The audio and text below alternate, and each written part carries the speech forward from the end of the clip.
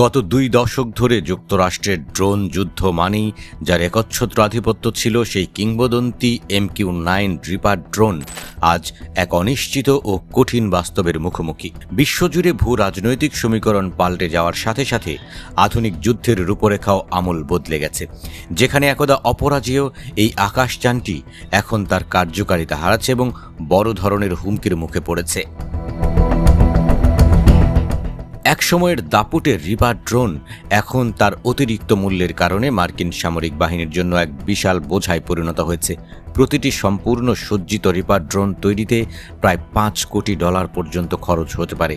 কিন্তু বর্তমান সময়ের উচ্চ ঝুঁকিপূর্ণ ও প্রতিযোগিতাপূর্ণ যুদ্ধক্ষেত্রে এই মহার্ঘ বিমানগুলো আর আগের মতো টিকিয়ে রাখার উপায় নেই, কারণ আধুনিক বিমান প্রতিরক্ষা ব্যবস্থার সামনে এগুলো অত্যন্ত সহজ শিকারে পরিণত হয়েছে। সাম্প্রতিক বছরগুলোতে মধ্যপ্রাচ্যের যুদ্ধক্ষেত্রে এবং ইরান ও হুথিদের বিরুদ্ধে সংঘাতে মার্কিন বিমান বাহিনী তাদের এই মূল্যবান ড্রোনের এক বিশাল অংশ হারিয়েছে। নির্ভরযোগ্য সূত্রে জানা গেছে, সাম্প্রতিক ঘটনাগুলোতেই কেবল মার্কিন যুক্তরাষ্ট্র অন্তত 45টি রিপার ড্রোন হারিয়েছে, যা তাদের মোট ড্রোন বহরের প্রায় 1/4। উৎপাদন লাইনও ইতিমধ্যে বন্ধ হয়ে যাওয়ায় এই ঘাটতি পূরণ করা পেন্টাগনের জন্য এক বিরাট চ্যালেঞ্জ হয়ে দাঁড়িয়েছে। এই শোচনীয় পতনের মূলে রয়েছে রিপারের কাঠামোগত কিছু মৌলিক দুর্বলতা। দীর্ঘ সময় আকাশে ভেসে থাকা এবং ভারী অস্ত্র বহনের উপযোগী করে এটি এমন এক সময়ে তৈরি করা হয়েছিল যখন মার্কিন আকাশ আধিপত্য ছিল নিরঙ্কুশ। কিন্তু বর্তমানের উন্নত ইলেকট্রনিক যুদ্ধাস্ত্র, রাডার এবং মোবাইল সারফেস টু এয়ার মিসাইলের যুগে এই ধীরগতির ড্রোনগুলোর অবলোপন ঠেকাতে কোনো স্টেলথ প্রযুক্তি বা আধুনিক প্রতিরক্ষামূলক ব্যবস্থা কাজে আসছে না। ইউক্রেন এবং মধ্যপ্রাচ্যের সাম্প্রতিক যুদ্ধগুলো প্রমাণ করছে যে আধুনিক যুদ্ধ এখন আর ব্যয়বহুল ও জাঁকজমকপূর্ণ অস্ত্রের উপর নির্ভর করে না, বরং এটি ক্ষয়িষ্ণু যুদ্ধের যুগে প্রবেশ করেছে। শত্রুর উন্নত প্রতিরক্ষা ব্যবস্থাকে সস্তায় তৈরি হাজার হাজার ড্রোন দিয়ে স্তব্ধ করে দেওয়ার কৌশল আজ যুদ্ধের ময়দানে রাজত্ব করছে। ফলে মার্কিন যুক্তরাষ্ট্র বুঝতে পেরেছে যে একটি মাত্র অতি মূল্যবান ড্রোনের পরিবর্তে এখন তাদের সস্তা ও সহজে উৎপাদনযোগ্য গণ ড্রোনের দিকে ঝুঁকতে হবে।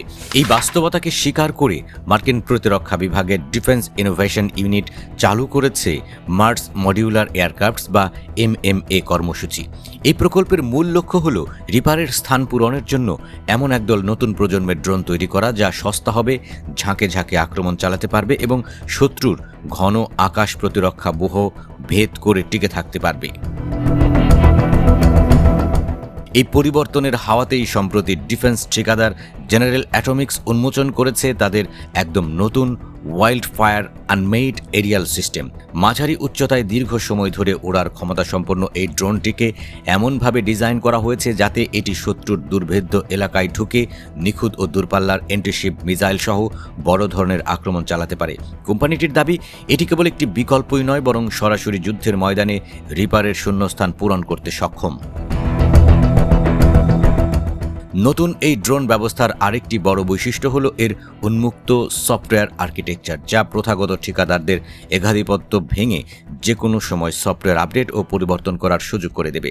এর মাধ্যমে মার্কিন সামরিক বাহিনী অত্যন্ত দ্রুততার সাথে পরিবর্তিত পরিস্থিতির সাথে নিজেদের মানিয়ে নিতে পারবে, যা দীর্ঘমেয়াদী যুদ্ধের জন্য অত্যন্ত জরুরি। তবে পেন্টাগনের এই উচ্চাভিলাষী পরিকল্পনা বাস্তবায়নের পথে বড় বাধা হয়ে দাঁড়িয়েছে মার্কিন প্রতিরক্ষা শিল্প খাতের দীর্ঘসূত্রিতা ও জটিল আমলাতান্ত্রিক প্রক্রিয়া।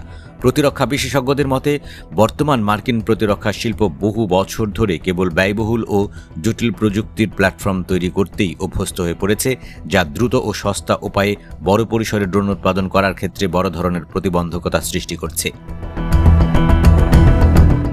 সব মিলিয়ে MQ-9 রিপারের বিদায় ঘণ্টা বেজে যাওয়ার অর্থই এই নয় যে মার্কিন ড্রোন শক্তির পতন ঘটেছে, বরং এটি আধুনিক সামরিক কৌশলের এক নতুন ও রক্তাক্ত অধ্যায়ের সূচনা। চীন সহ অন্যান্য সমকক্ষ বৈশ্বিক পরাশক্তিদের সাথে সম্ভাব্য বড় যুদ্ধের মুখোমুখি হতে গেলে মার্কিন সামরিক বাহিনীকে তাদের পুরনো ধ্যান ধারণা ঝেড়ে ফেলে এই সস্তা ও গণ আক্রমণাত্মক ড্রোন সংস্কৃতির সাথে খাপ খাইয়ে নিতেই হবে। অন্যথায় আগামী দিনের আকাশ যুদ্ধে টিকে থাকা অসম্ভব হয়ে দাঁড়াবে। ভবিষ্যতের এই সমীকরণে জয়ী হবে সেই পক্ষ যারা প্রযুক্তিগত শ্রেষ্ঠত্বের অহংকার ভেঙে সংখ্যা ও সাশ্রয়ের বাস্তবতাকে মেনে নেবে। রিপারের যুগের অবসান তাই কেবল একটি ড্রোনের বিদায় নয়, এটি আধুনিক বিশ্ব রাজনীতি ও যুদ্ধের নীতিতে এক নতুন যুগের জন্ম দিচ্ছে।